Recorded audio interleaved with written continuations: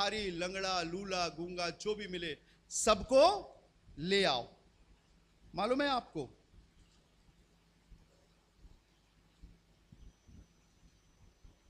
इसका अर्थ क्या है? खुदा का नबी कहता है, जब वो आया अपने लोगों के बीच में, तब उसके अपनों ने उसे ग्रहण ना किया, और ग्रहण ना करने के कारण हमारे लिए, जो हम अन्य जाति है, हम यहूदी और इस्राएली नहीं है, हम अन्य जाति हैं, हमारे लिए दरवाजा खोला। और जब हमारे लिए दरवाजा खोला तो जिसने विश्वास किया उसने जीवन पाया। हालेलुया। हमारे लिए बुलवा नहीं था, हमारे लिए स्वर्ग नहीं था।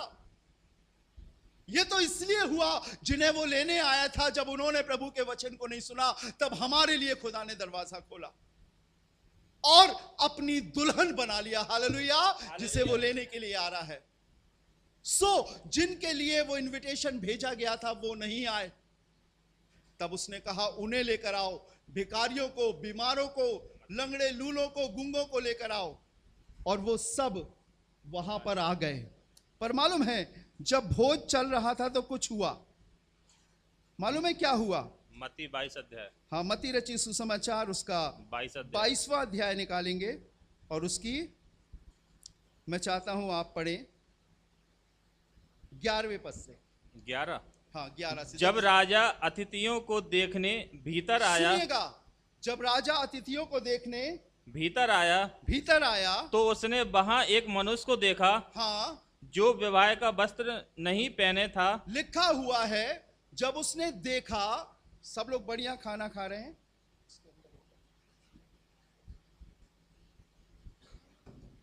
लिखा हुआ है जब वो घूम रहा था उस भोज के घर में, तब उसने देखा एक आदमी है यहां पर।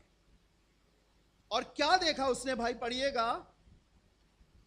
हाँ, 12। उसने उससे पूछा, जब राजा अतिथियों को देखने भीतर आया, हाँ, तो उसने वहां एक मनुष्य को देखा, जो विवाह का वस्त्र नहीं पहने था। क्या नहीं पहने था? विवाह का वस्त्र। विवाह का वस्त्र। विवाह के वस्त्र से खाने का क्या संबंध? अरे पूरा संबंध तो वस्त्र से है। हालेलुया। पूरा संबंध तो उन कपड़ों से है। अगर मैं अपने वकील साहब से मिलूं या अपने भैया से मिलूं, मोहन भैया से मिलूं, तो सबसे पहले वो मुझे देखेंगे तो क्या देखेंगे? कपड़े देखेंगे। फिर और पास जाऊंगा तो कपड़े में से जो खुशबू निकल रही है वो सूंघेंगे, मतलब वो बताएंगे। चेहरा देखेंगे, चेहरा देखेंगे, बाल देखेंगे, मेकअप देखेंगे। मेकअप तो मिलेगा ही नहीं, समझ रहे ना? खुदावंद यीशु मसीह जब देखता है, जो भोज का प्रधान है, जिसने हमारे लिए दरवाजे खोले हैं, जब वो देखता है ना, सबसे पहले हमारे वस्त्र देखता है। ये संसारिक वस्त्र नहीं, धार्मिकता के वस्त्र। और धार्मिकता की डेफिनेशन, परिभाषा मैंने बताई थी, राइट रिलेशनशिप विथ गॉड। परमेश्वर से सही संबंध ही धार्मिकता है। और अगर हमारा खुदा से कोई संबंध नहीं है तो याद रखें खुदा के लोगों, हम धर्मी या धार्मिक नहीं हैं, हमारे वस्त्र मैले हैं। परमेश्वर के वचन में लिखा है, मैं तो उन्हें धार्मिकता के वस्त्र पहनाऊंगा, उनके सिर पर पगड़ी बांधूंगा। हालेलुया। जैसे दूल्हा अपनी दुल्हन को लेने आता है, मैं भी उन्हें अपने पास बुलाऊंगा। हालेलुया। यह खुदा के वचन का नियम है। वस्त्र, सब चीजें अच्छी हैं, सारा इंतजाम है, लेकिन वस्त्र। आगे पढ़िएगा भाई। पूछा, हे मित्र। 12। उसने उससे पूछा, हे मित्र, हाँ, तू विवाह का वस्त्र पहने बिना यहाँ क्यों आ गया? हाँ, उसका मुंह बंद हो गया। उसका मुंह बंद हो गया। तब राजा ने सेवकों से कहा, इसके हाथ पांव बांधकर उसे बाहर अंधियारे में डाल दो, वहां रोना और दांत का पीसना होगा। हाँ, क्योंकि बुलाए हुए तो बहुत हैं, परंतु चुने हुए थोड़े हैं। चुने हुए थोड़े हैं। बुलाए हुए तो बहुत से हैं, पर चुने हुए थोड़े हैं। हम बुलाए हुए लोग हैं, और यहीं पर सिलेक्शन होता है चुने हुए लोगों का। यहीं से चुने जाते हैं जिन्हें खुदा चुनता है। हालेलुया। और ये परमेश्वर के वचन में लिखा है। वस्त्र हमारे लिए बहुत मामूली सी चीज नजर आ रहे हैं, हमारा पहरावा दिखा देता है। अगर मैं यहां से आस्तीन खोलकर यहाँ पे बटन लगा, इसे खोलकर ऐसे कर लूं, और यहाँ की भी खोलकर ऐसे कर लूं, और यहाँ का बटन खोलकर ऐसे चलूं, तो आप समझ जाओगे, कहोगे ये पुलिस वाले का या नेता का लड़का है, समझोगे ना। लेकिन अगर मैं बाअदब अपने कपड़ों को जैसे पहने जाते हैं, जो मेरे लिए परमेश्वर के वचन में लिखे हैं कि एक पुरुष को कैसे कपड़े पहनना चाहिए, एक स्त्री को कैसे कपड़े पहनना चाहिए, आप मेरे वस्त्रों को देखकर पहचान जाओगे कि ये कैसा शख्स है। हालेलुया। क्योंकि इनके मुंह ना होने के बाद भी ये बोलते हैं। हालेलुया। ये हमारी आइडेंटिटी को दिखाते हैं कि हमारा कैरेक्टर कैसा है, हमारा जीवन कैसा है, हम अंदरूनी रूप से कैसे हैं। और यही उस मालिक ने कहा, तू विवाह का वस्त्र पहने कैसे आ गया। आप खुदा के घर में तो आ सकते हो, यहां पर जुआड़ी भी आता है, पियक्कड़ भी आता है, गाली देने वाला भी आता है, इधर उधर जाने वाला भी आता है, लेकिन स्वर्ग के राज में सब नहीं जा पाओगे। हालेलुया। और यही वचन में लिखा है, वो अपने दूतों से कहेगा, इन्हें वहां डाल दो जहां रोना और दांतों का पीसना है। प्रभु हमसे प्यार करता है, प्रभु हमें जीवन देना चाहता है। जब आप खुदा के घर में आए हो, कई लोग 20 साल से आ रहे हैं, कई लोग 25 साल से आ रहे हैं, कई लोग 15 साल से आ रहे हैं, कई लोग 1 या 2 साल से आ रहे हैं, लेकिन अगर हमारे जीवन में बदलाव नहीं है तो याद रखिए, सबसे ज्यादा पीड़ा का कारण हम ही होंगे। जो आप सीख रहे हो, उस वचन को सीख कर अपने जीवन में लागू करो। प्रभु से पूछो, प्रभु मुझे बता कैसा बनना है। आप किसी शख्स को मत देखो, आप ठोकर खाओगे। किसी स्त्री को, किसी पुरुष को मत देखो। मैं तो ये कहता हूं, मुझे भी मत देखो। आपको देखना है तो प्रभु के वचन को देखो। हालेलुया। और इससे अच्छा और सत्य वचन, परफेक्ट चीज आपको कहीं नहीं मिलेगी। आप मेरे अंदर 100 कमी निकाल सकते हो, हां निकल सकती है 100 कमी, लेकिन आप मुझे खुदा के कलाम की एक कमी निकाल कर दिखाओ, मैं आपको बता दूं। और जब वो आएगा तो मालूम है किन्हें उठा कर ले जाएगा, जिनके अंदर वचन है। एक व्यभिचारी को मालूम है कि वो मरकर नरक में जाएगा, एक चोर को मालूम है कि वो मरकर नरक में जाएगा, लेकिन उस शख्स को नहीं मालूम है जो चर्च आता है और सिर्फ बाइबल सुनता है और चला जाता है। मैं आपको बताऊं, वो भी नरक में जाएगा। हमें परमेश्वर के वचन को मानना है, ग्रहण करना है, एक अलग जीवन जीना है। आओ कोशिश करो, आगे बढ़ो, अपने मन को परमेश्वर के वचन का आदी बना दो। प्रभु तू क्या कहता है, अगर समझ में नहीं आ रहा चुप रहो, शांत रहो, प्रभु उत्तर देगा। परमेश्वर आपकी तरफ से लड़ेगा, खड़ा होगा। कर देखो। आज जब आप घर जाते हो, आप बोलो दुआ में, पास्टर राजू ने परमेश्वर के वचन से ऐसा बताया, आज मैं वैसा करूंगा, मेरा ये काम नहीं हो रहा, मैं सिर्फ प्रार्थना में प्रभु तेरे सामने रखूंगा और मैं कुछ नहीं बोलूंगा, मैं तेरे आंसर का इंतजार करूंगा। प्रभु करेगा। हालेलुया। मालूम है आपको प्रभु कैसे करता है अपने काम को? थोड़ा सा ये आपको जानना पड़ेगा। एक बहन अपने हस्बैंड को खाना जब देती है तो एक साफ प्लेट में देती है, और उसका साहब भी खाना खा के बोलता है, क्या बात है मेम साहब, आपने क्या खाना बनाया, बढ़िया खाना बनाया। कई बार साहब लोग भी खाना बनाते हैं तो मेम साहब बोलती हैं, आज बढ़िया सब्जी बनाई। Praise the Lord. क्या मुझे बताइए, क्या कोई बहन, क्या कोई पत्नी, क्या कोई बेटा अपने माँ बाप को गंदी तस्तरी में या गंदी प्लेट में खाना देता है? नहीं देता है, साफ में देता है। जब हम मनुष्य होकर अपनी प्लेट को मांजते हैं, साफ करते हैं और खाना परोसते हैं और कहते हैं साहब खाइए, क्या वो प्रभु अपनी अनमोल वस्तु गंदी चीज में डालेगा? नहीं। और आप देख सकते हो कि आपके अंदर कितनी कड़वाहट है। लोग नहीं देख रहे, लेकिन परमेश्वर का वचन बताता है, परमेश्वर का देखना और मनुष्य का देखना अलग है। परमेश्वर के विचारों में और मनुष्य के विचारों में जमीन और आसमान का अंतर है। हमें उसके योग्य बनना है ताकि उसकी चीजें हमारे अंदर बैठ सके। आपको मालूम है, मुझे बताइए आपकी डेट ऑफ बर्थ क्या है? आकाश, आपकी डेट ऑफ बर्थ क्या है? 20 अक्टूबर 1993। 1993। कोई ना कोई डेट आपकी भी होगी, कोई ना कोई डेट मेरी भी होगी, पर आपको मालूम है लगभग 2000 साल पहले उसने क्रूज पर जान दी थी, और उससे और 1000 साल पहले यशाया ने भविष्यवाणी की थी 53 अध्याय में कि उसके मार खाने से तुम चंगे हो। आज चंगे कैसे हो रहे हैं? वो तो उस समय कहा गया था। उसकी वो सामर्थ जो उस समय कही गई थी, लगभग 3000 साल पहले आज भी काम करती है। हालेलुया। और ये हमें जानना पड़ेगा, हम क्यों आज बंधे हुए हैं? क्योंकि हमने अभी अलगाव नहीं देखा। हमें एक शादी में निमंत्रण मिला, मैं बताता हूं, मैं आपको भी बताना चाहता हूं।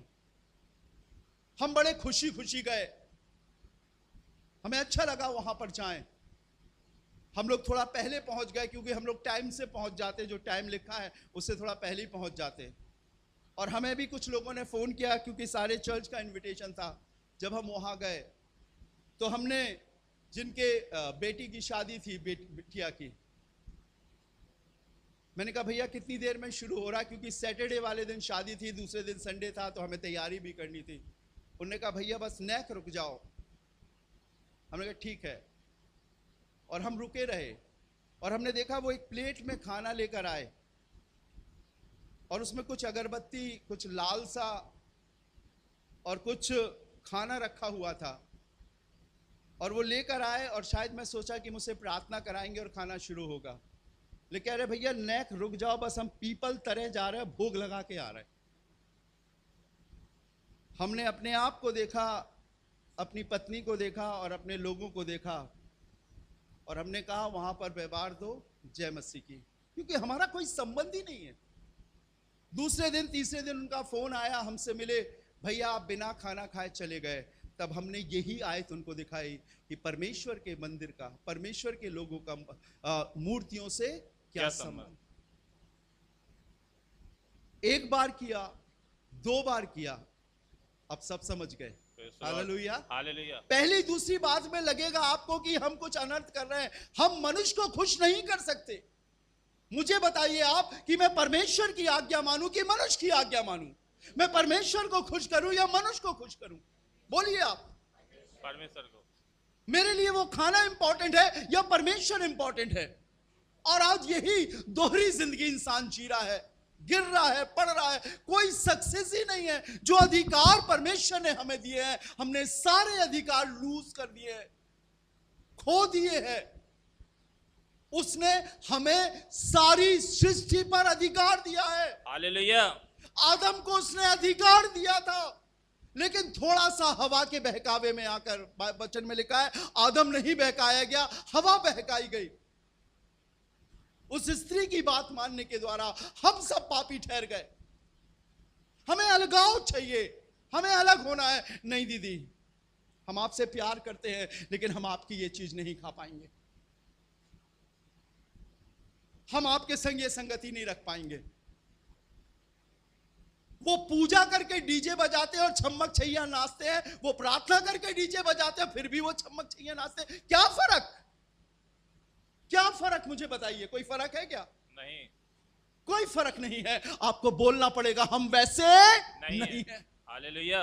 मैं आपसे उनसे संबंध खराब करने की बात नहीं कर रहा हूं। आप बाद में जाइए, आप उनको इनाम दीजिए, आप उनकी चाय पीजिए, नाश्ता करिए, बहुत अच्छी बात है, लेकिन उस चीज में शामिल मत होइए, क्योंकि परमेश्वर का वचन बताता है परमेश्वर के मंदिर का मूर्तों से क्या संबंध। बाइबल में लिखा है वो तो ना जानता था कि परमेश्वर उसके पास से चला गया। वो परमेश्वर का नाज़िर था, माता के गर्भ से उसे परमेश्वर ने चुना था, लेकिन सिर्फ एक लालच में, एक अभिलाषा में उसने परमेश्वर की सारी सामर्थ को खो दिया। आज प्रभु आपको सामर्थ देना चाहता है। आज प्रभु आपके घर से गरीबी, बीमारियों को, सब चीजों को दूर करना चाहता है। आपको जमीन पर वो सारी आशीषें देना चाहता है जो उसने आपके लिए तैयार की है, बनिस्बत इस बात के कि आप कहो प्रभु मैं तेरी उन बरकतों को, उन आशीषों को, जीवन को लेने के लिए तैयार हूं। मैं संसार का जीवन नहीं जीऊंगा। एक दिन आपको बात सुनना पड़ सकता है। एक बार आपका हस्बैंड, एक बार आपकी वाइफ, एक दिन आपके रिश्तेदार, एक बार या 2 बार बोलेंगे, फिर नहीं बोलेंगे। पहली बार जब मैं अपनी मां के सामने ऐसे गया तो उन्होंने कहा बेटा तू तो मुझसे भी बड़ा लगने लगा। जब मैं अपने लोगों के पास गया तो उन्होंने मुझे बाद में पहले मेरे सिर को देखा, और अब मालूम है आपको, अब वो कहते कि आप बहुत अच्छे लग रहे हो। Hallelujah, hallelujah. आप उसके लिए परेशान मत हो कि लोग क्या बोलेंगे। No problem. आप इसके लिए परेशान हो कि परमेश्वर का वचन क्या बोल रहा है। और जब आप परमेश्वर के वचन को इज्जत दोगे, प्रभु आपको इज्जत देगा। Hallelujah, hallelujah. और यही प्रभु चाहता है मेरे और आपके जीवन में। एक अलगाव, मत घबराओ, मत चिंतित हो, आप भूखों नहीं मरोगे। मत फिक्र करो कि मेरे पास सरकारी नौकरी नहीं है, कोई बात नहीं, लेकिन एक अलगाव जरूरी है। परमेश्वर के वचन में लिखा हुआ है, खुदा के कलाम में, कि वो एक गुलाम बनाकर लाई गई थी बाबुल से और अपने आका के यहां नौकरानी का काम करती थी। और उसे मालूम चला कि उसके आका जो आराम की सेना का सेनापति नामान था, उसे कोढ़ हुआ है। और एक दिन उसने अपनी मालकिन से कहा, मालकिन, अगर मेरा आका शोमरोन के भविष्यवक्ता के पास होता तो उसका ये कोढ़ नहीं होता। ये इस्राएली लड़की क्या कह रही है? और उसने नामान से कहा, नामान ने इस्राएल के राजा को खत लिखा कि तेरे यहां ऐसा कौन सा शख्स है जिससे परमेश्वर बातें करता है। तब इस्राएल के बादशाह ने कहा, हमारे देश में एलीशा नाम का खुदा का दास है जो पहाड़ों में और गुफाओं में रहता है और परमेश्वर उससे बातें करता है, वरन वो बातें भी बता देता है जो लोग अपने शयन की कोठरी में छिपकर करते हैं। रातों रात उसने अपने रथों पर जेवरात, हीरे जवाहरात सारे लदवाकर वो एलीशा के घर के सामने पहुंच गया। और परमेश्वर का वचन बताता है, एलीशा ने अपने दास गेहजी से कहा, जाकर उससे कह दे कि यरदन नदी में कितनी डुबकी लगा ले? 7 डुबकी लगा ले। मैं सोचता हूं पहला राजा 15वां अध्याय 5वां अध्याय, दूसरा राजा 5 अध्याय, उसके चौथे 14 पद में लिखा उसने 7 डुबकी लगाई। लेकिन उससे पहले वो गुस्से से भर गया और कहने लगा, क्या मेरे देश में नदियां नहीं हैं जो मैं इसी यरदन नदी में डुबकी लगाऊं? वो खिसिया कर गुस्सा होकर जा रहा था।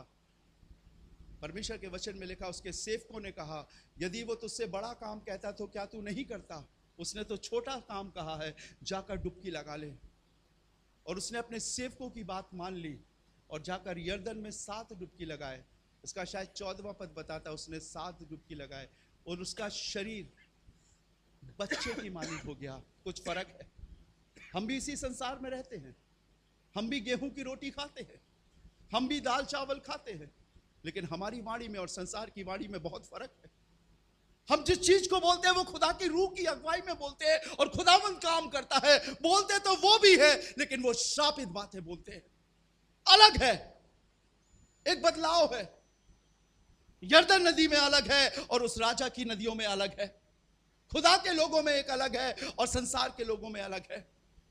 हम बहुत दिन उनके साथ नहीं रह सकते। पौलुस कहने लगा, जीना मेरे लिए मसीह और मर जाना मेरे लिए लाभ है। और यही प्रभु चाहता है, हम अलग रहें। क्या आपके पास कोई ऐसा स्थान है जहां पर आप घुटने पे होकर अपने प्रभु से प्रार्थना करते हो? क्या आप अपने घर में प्रभु के संग समय बिताते हो? या सिर्फ जब खाना आता है हम कहते हैं, शुक्र हो बाप तेरा, पेट भरे मेरा, आमीन। जब हम गाड़ी पे जाते हैं कहते हैं, प्रभु हमारी रक्षा करना। क्या वो आपका चौकीदार है? क्या वो सिर्फ आपके खाने पर आशीष देने के लिए आया है? नहीं। वचन बताता है, सुनिएगा, जिसे तुम आशीष दोगे उसे मैं आशीष दूंगा, जिसे तुम श्राप दोगे उसे मैं श्राप। ये सारी नियमतें हमारे अंदर होना चाहिए, ये सारी एबिलिटी हमारे अंदर होना चाहिए। ये प्रभु चाहता है। जो कुछ यीशु मसीह के पास था वो उसने सब अपने प्रेरितों को, उन चेलों को दे दिया और उस पर विश्वास करने के द्वारा ये सब चीजें हमारे पास आ गई। लूका रचित सुसमाचार उसके 10वें अध्याय में लिखा है, देखो मैंने शैतान को आकाश से बिजली की नाई गिरते हुए देखा है। उसे रौंदने का तुम्हें पढ़िएगा जरा इस आयत को, लूका 10वां अध्याय उसकी 17 पढ़िएगा। लूका 10वां अध्याय, फिर मैं प्रार्थना करता हूं आपके लिए।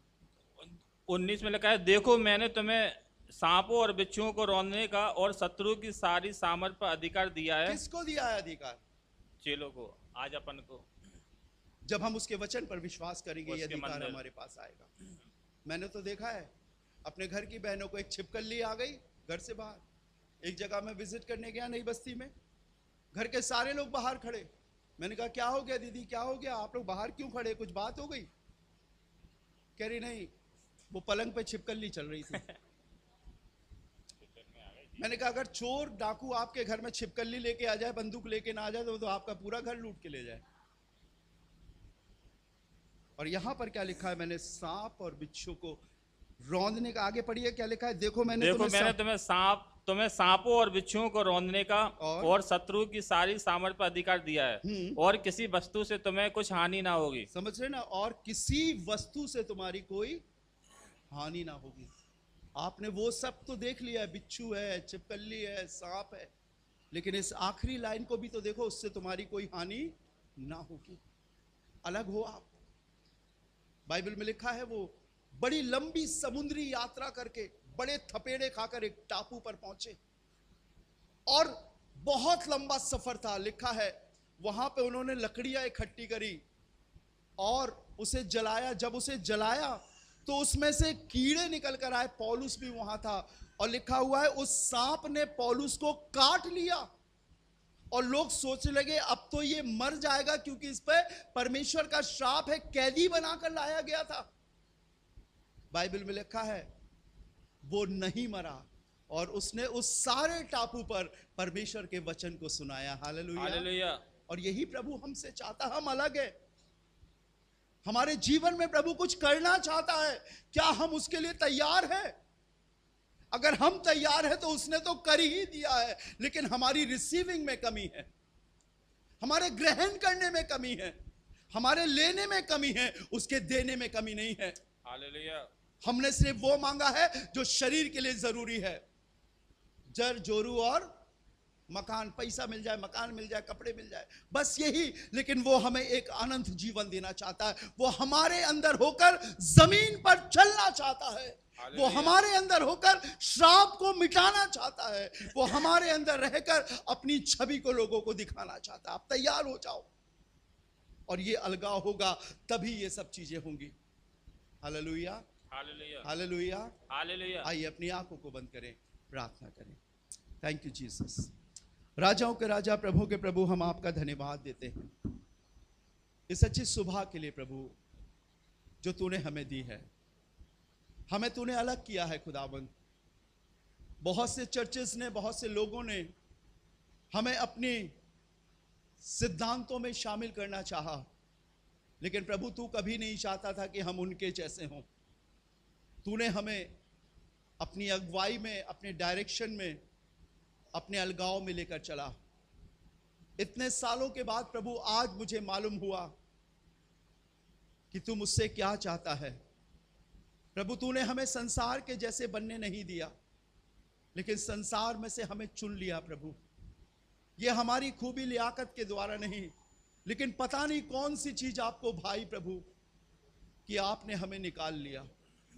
हम तो ये सोचते थे प्रभु, वो बड़े बड़े चर्च वाले, वो सफेद चोगे वाले, वो लाल पीला पट्टा डालने वालों को तूने चुना है, लेकिन हकीकत तो ये है खुदा कि तूने हम मूर्खों को चुना है, जिन्हें जमाने ने बेकदर कर दिया, जिन्होंने हमारी तौहीन और बेइज्जती करी। प्रभु यही कारण है कि तूने हम पर दया करी, और आज भी प्रभु हम इस संसार में तेरे बिना अकेले हैं, और हमें अगर कुछ चाहिए तो वो आप ही चाहिए। प्रभु हमें किसी शोहरत, दौलत और रौनक की जरूरत नहीं, हमें मात्र खुदाबंद यीशु की और जरूरत है। आपसे आप ही को लेने आए हैं प्रभु, और हमें मालूम है कि आप जितना हमारे अंदर होंगे उतना हमारे पास सब कुछ होगा। प्रभु चारों ओर अभिलाषाएं हैं, पाप हैं, तमाम बातें हैं प्रभु, लेकिन खुदा जब हम तेरे पास आते हैं तो हमें असली हमारा पिता मिल जाता है।